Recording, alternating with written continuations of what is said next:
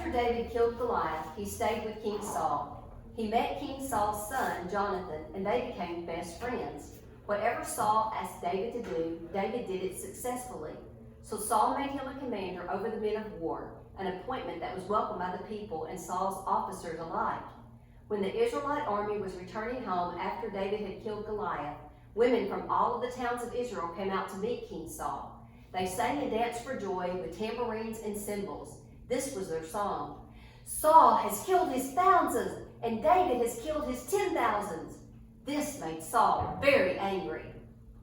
What's this? They crowned David with 10,000s, and me with only thousands?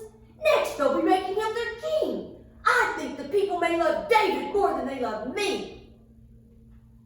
The very next day, when David was playing the harp for King Saul, he suddenly threw it at David, intending to pin him to the wall. But David escaped him twice. Saul sent David into battle several times, hoping that the Philistines would kill him. David was married to Saul's daughter Michal.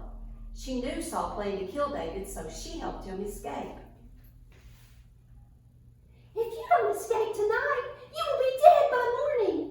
You need to climb out the window and escape. My father's men are watching the front of our house. They will catch you if you go out the front. Good idea, Michael. I'll sneak out the window and escape. What will you do? I'll put the statue in your bed and put the goat skin on its head. They will think it's you sleeping in bed. I'll cover for you as long as I can so you can go as far away as possible. Okay, let's do it. So Michal helped David climb out through a window, and David fled and escaped. Then she took an idol and put it in his bed, covered it with blankets, and put a cushion of goat's hair at its head. When the troops came to arrest David, she told them he was sick and couldn't get out of bed. Saul sent them back to David's house to get him out of bed. When he found out David had escaped, he was furious. After that, David moved around from place to place, hiding from Saul. Saul sent men looking for David, but they didn't find him. One day, Saul heard that David was hiding in the wilderness. He decided to go hunt for David himself. When David heard that Saul and his men were searching for him, he went even farther into the wilderness to the great rock, and he remained there in the wilderness of Moab. But Saul kept after him in the wilderness. Saul and David were now on opposite sides of a mountain. Just as Saul and his men began to close in on David and his men, an urgent message reached Saul that the Philistines were raiding Israel again. So Saul quit chasing David and returned to fight the Philistines. Ever since that time, the place where David was camped has been called the Rock of Escape. After Saul returned from fighting the Philistines, he was told that David had gone into the wilderness of En-Gedi. So Saul chose 3,000 elite troops from all Israel and went to search for David and his men near the rocks of the wild goats. At the place where the road passes some sheepfolds, Saul went into a cave to rest. But as it happened, David and his men were hiding further back in that very cave. Look, now's your opportunity. Today the Lord is telling you, I will certainly put your enemy in your power to do with as you wish. you could kill King Saul right now. I could kill him, but I don't think God wants me to. I need to be patient. God will make me king someday when Saul is dead, but God doesn't want me to murder Saul. After all, God anointed Saul to be king before he chose me as the next king. So David crept forward and cut off a piece of the hem of Saul's robe. David restrained his men and did not let them kill Saul. After Saul had left the cave and gone on his way, David came out and shouted after him,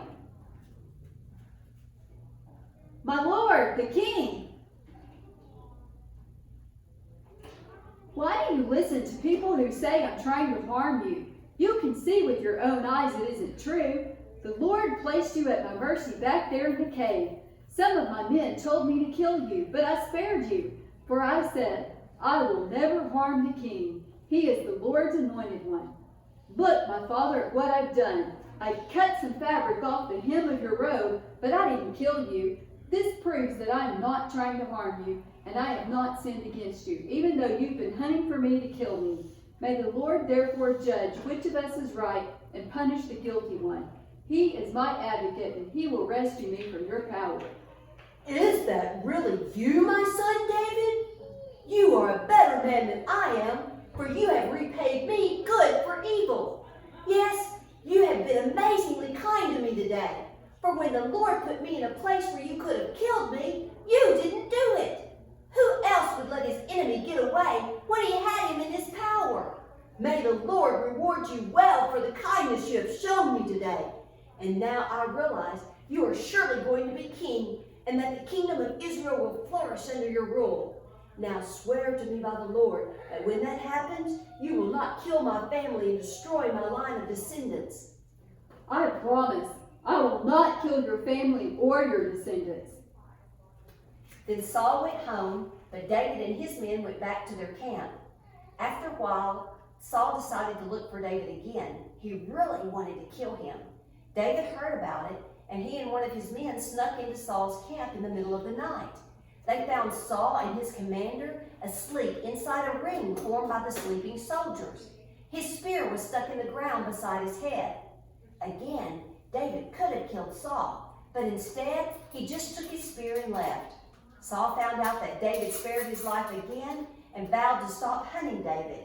Eventually, Saul died, and then David became king. David had patiently waited many, many years until God's timing allowed him to become king.